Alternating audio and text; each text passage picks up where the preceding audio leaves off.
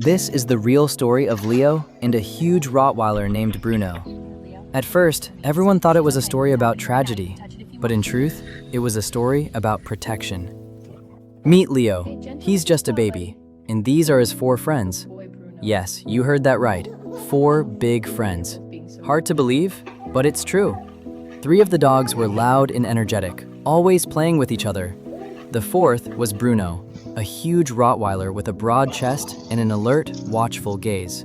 When Leo was born, his parents were nervous. Big dogs and a newborn, that's something that scares a lot of people. They were careful. Leo's father brought home a blanket with the baby's scent on it so the dogs could get used to him. The reaction surprised them. The dogs gently sniffed the fabric. Bruno didn't push forward.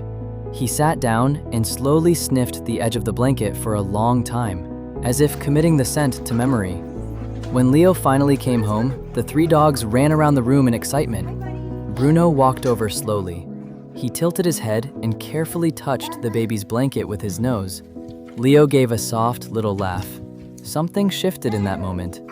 From that day on, Bruno always stayed closest to the baby. When Leo crawled across the carpet, Bruno lay beside him. When Leo slept, Bruno sat by the crib. When Leo went out in his stroller, the other 3 dogs ran ahead, but Bruno walked right next to it, almost brushing the wheels. At night, the nursery camera often showed the same scene. 3 dogs asleep by the wall, and Bruno sitting upright. He wasn't sleeping, he was staring at the window, toward the forest. Sometimes his ears would twitch, sometimes a low growl would rumble in his chest. The parents assumed it was just his guarding instinct. They didn't realize Bruno was hearing more than they could. Then came the night everything changed. The camera by the front door detected movement. The house was dark. Bruno walked into the nursery. Seconds later, he came out, gently holding Leo by the fabric of his pajamas. He wasn't shaking him. He wasn't dragging him. He carried him carefully, the way a mother dog carries her pup.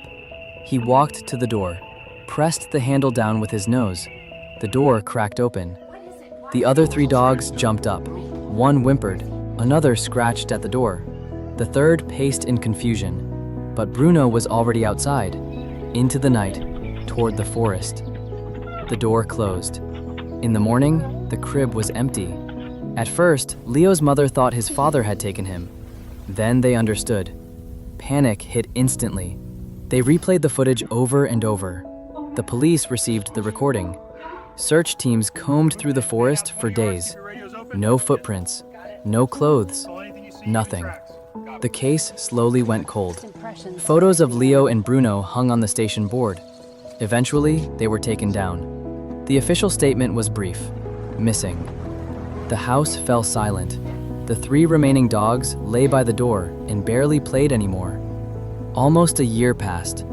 One day, a man walking through the forest noticed an old videotape lying in the grass. The casing was cracked. The tape was scratched. He took it home.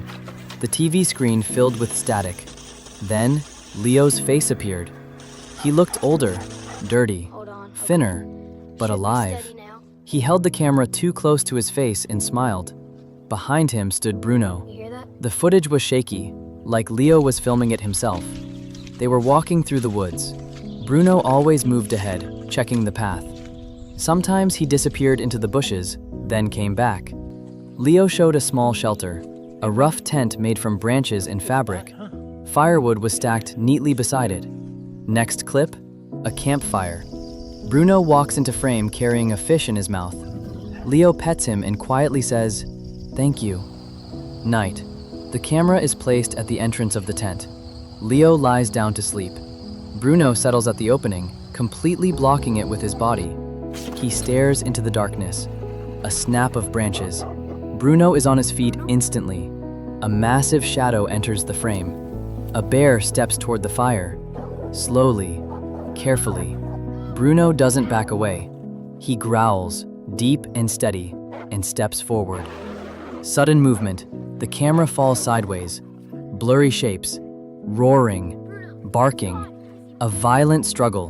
Bruno is breathing heavily, but he stays at the entrance, like a wall. The image begins to distort. Leo reaches toward the camera.